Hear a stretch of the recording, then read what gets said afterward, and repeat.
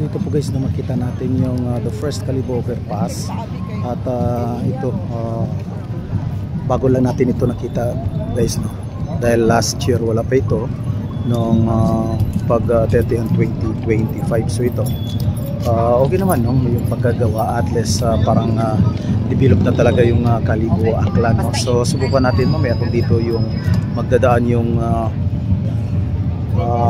guys, na at maganda yung spot dyan. So yan po.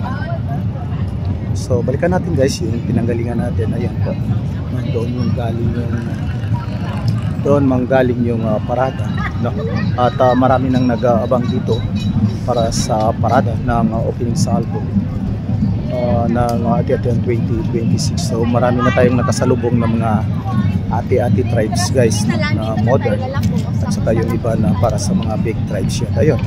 So ito makita natin maraming tao na nagbabantay, nag-aabang, no?